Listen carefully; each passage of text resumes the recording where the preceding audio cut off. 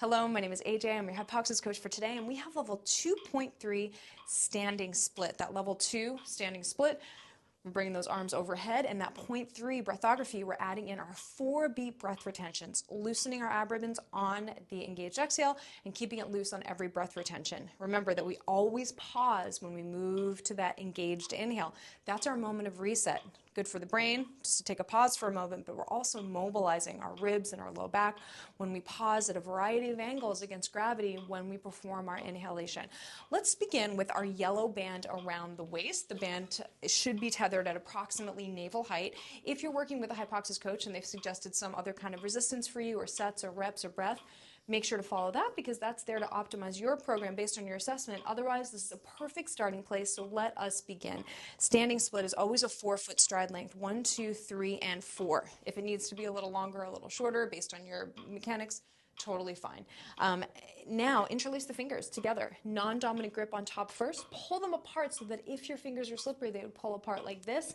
And then with that resistance, you want to bring the arms up as high as they can go without popping the ribs. You're going to start in a hip hinge position. Sometimes I cue keep your hand on your lower back to start, just to make sure with this movement. So here's the movement for today. There's no movement in the low back, and it's only coming from the hip joint. So you only want to hinge forward as much as you can with no movement in the low back. Now, the front knee is pointing a laser over the third toe, and also it's stacked over the ankle. Right? So we don't want to be here, but we're here. Imagine that lower leg bone is perpendicular to the ground the whole time. That's going to help increase hamstring and glute activation. Now that front foot is pulling back toward the back foot. When I cue ground resistance, this is what I mean. It's pulling back, so if the floor is slippery, that foot would pull right back like that. Now additionally, most of the weight is on the big toe and the inner heel of the front foot, something called pronation. But when you do that, don't let the knee go inside the foot. You want to keep that knee shooting a laser over the third toe, stacked over the heel, big toe heel, and then pulling that foot back. So a lot of the work is actually in that front leg, which it should be in a lunge or a split squat. For us, it's a standing split. So non-dominant grip on top first, bring it all the way up, staring at the knee. The knee is pointing a laser over the third toe. Here we go. 80% of the body weight is always on the front leg, or at least imagining that. So the movement here, even when we come upright, you want to try to minimize the amount of weight you're putting on the back leg. And focusing on the ground resistance is going to help you to maintain that imagined, 70 to 90% weight. I know it's going to, vary a little bit, but just visualize that 80% of the weight is there. Now, visual specificity. We are staring at our knee when we're in the hinge position, and that's also making sure that that knee is pointing laser over the third toe. And then when we come upright, we're finding a panoramic view. Find your points now. Find a point on the left, a point on the right, and zoom in, or rather zoom out, and find those points every single time you come upright. That's important. We're working the muscles of the eyeballs, and we're also working the nervous system, cognition, at a variety of levels by challenging our visual field with specificity.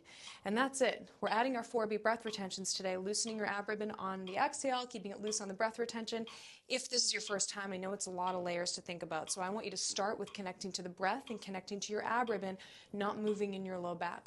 Loosen that ab ribbon, tighten it, practice the breathing. Even if you need to start in a static position, not moving, that's great. And then over time, add each of those layers for progression. So let's take it from our zip up posture prep. Inhale. Yes, 2, 3, 4, 5. Inhale 1. Inhale 2.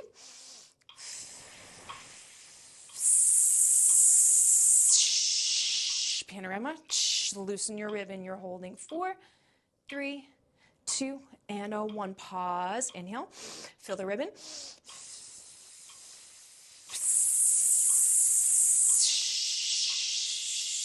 Loosen our ab ribbon. Hold 4, 3, 2. Stare at the knee. Pause. Inhale. Ground resistance. Last set here.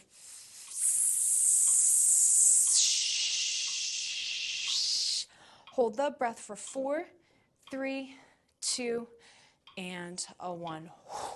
Amazing work. Now, rest 15 to 30 seconds and then repeat this exercise on the other side. You can either rewind the video about 60 seconds so we can perform the other side together, or you can stop the video now And repeat on your own to stay true to that tempo, frequency, intensity, and duration of each breath cycle of vital importance. You may want to put a metronome on your phone at 60 beats per minute until you have that 60 BPMs just playing organically in your head. 2-second inhale, 8-second exhale, always loosening the abdomen on the exhale and keeping it loose on every single one of those breath retentions.